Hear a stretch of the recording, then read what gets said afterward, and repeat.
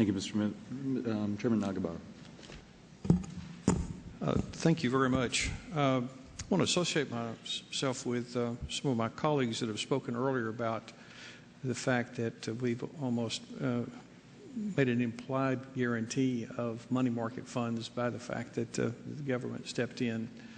And, that's something we've got to fix, because we can't let companies pick up the profits and the taxpayers pick up the loss. And so I think this is a healthy discussion. I think one of the things that, and I'm not necessarily associating myself with the floating asset value concept at this particular point in time, but we have to think about, if you are going to classify yourself as an asset manager, at that point where the value of the underlying securities is less than what you are obligated to pay, you're moving away from an asset manager to you have created a security that comes with a obligation to the firm managing those assets. And so I guess one of the questions I would have of the panel is, where am I missing the fact that creating that additional liability then brings into question, why wouldn't, if the taxpayers eventually pick that up, wouldn't that have some systemic implications to it? Congressman, may I try Sure, to provide absolutely. one part of the answer? We actually have looked very carefully at a group of money market funds and how the pricing of their portfolios has been done over time. While the funds transacted at $1 per share, they also mark their portfolios to market and carefully examine the extent to which the market value deviates from that $1 above or below. We actually issued a paper, which I'd be pleased to submit for the record here. And what we find historically is that the deviation up or down is extraordinarily minuscule. I mean, even if you bring several places to the right of the decimal. And the reason for that is because the securities in which the fund is investing are very short-dated, so they don't have much interest rate risk. They're extraordinarily high quality, so they don't have much credit risk. They are expected to be held to maturity and therefore can be valued at their amortized cost. And that's the accounting treatment that allows then maintain that $1 per share value. Let me stop you there just a second. So you talk about maturity and credit quality. How about concentration? Yes, the concentration is limited under the rule as well, so you don't have overexposure in the fund to an individual name. There's new rules with respect to the weighted average maturity of the portfolio as a whole, the weighted average life of instruments in the portfolio.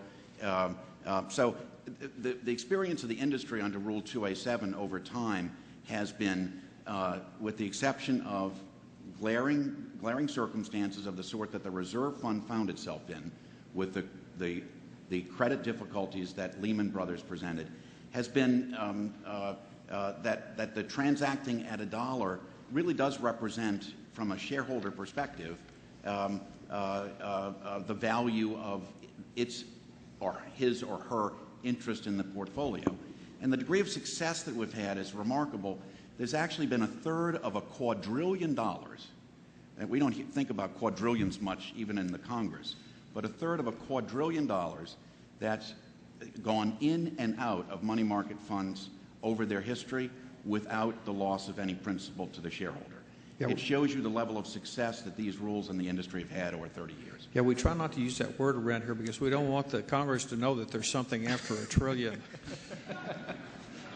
That's 1,000 trillion. Yeah, I know. I think the other question is when we go back and rewind the tape to 2008, what about the underlying capital that an entity hold versus the amount of issue that they have, and where they have the ability to maintain that commitment if you're going to continue? If one of the other panelists want to dive into that. Are you, just to clarify the question, are you asking about the size of capital that might be required to support any one of these ideas? Yes. Yeah. So there are a couple of different theories. One that you heard was there needs to be enough money set aside to avoid any fund ever breaking a buck again. In 2008, it was 3 cents on Lehman, in primary reserve fund, excuse me, and even though eventually shareholders received 99 cents. Our approach is different. Our approach is to say that there is a cushion, there's an amount of money that's appropriate to set aside, and it is enough for shareholders to understand what's happening. It's enough to, over a period of a 10-day crisis, we've got a chart in our attachment that explains what happens over a 10-day crisis, assuming certain lockup in liquidity and diminution in value within the underlying securities, and 60% of the fund leaves. You still have $1 left for your shareholders. So with a relatively small buffer, what you really do is buy time. You buy a chance for the markets to resettle. You will buy a chance for investors to really understand what's happening. And ultimately, if a mutual fund board, and the advisor conclude that they've got a product that's no longer viable, it should be okay, again, for a money market fund to shutter its doors and say, we're going to return your money to you, and the rest of the system can continue to operate. If I could add one point to that. I hope you'll forgive me. Any objections to another 30 seconds, please? Thank you. I just wanted to add that thanks to a recent innovation, a really brilliant invitation that we have Mr. Donahue to thank for, is that you can go online now. You can look historically at the NAV of these money market funds. I've done that. First one I looked at was 1.0000. Second one I looked at, 1.0000. I guarantee you the first one to start showing up at 0.9999 is going to start losing assets. And that is, I mean, that's in some ways the best answer to the point that Mr. Stevens was making. This is now very transparent. It is very obvious. I can tell you if you took bank balance sheets and you started forcing them to do that, we'd see very different behavior in the bank sector as well. So you believe there is market discipline concepts built into the system? Yes, enterprising financial journalists cannot wait to write the article about the money market fund that is routinely falling under that 1.00 number. Thank you, Chairman Neugebauer. Ms. Mullen. Thank you, Mr. Chairman, and welcome to all the panelists.